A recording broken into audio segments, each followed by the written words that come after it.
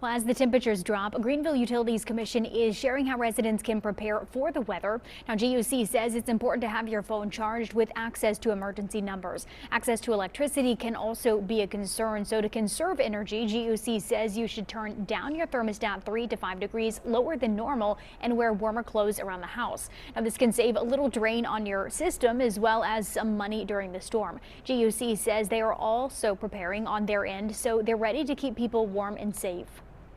We've got some crews that are scheduled. We're adjusting those schedules to make sure people are on call as needed. We're also getting equipment ready so it can be easily grabbed and used to restore power or any other services that we offer on a moment's notice.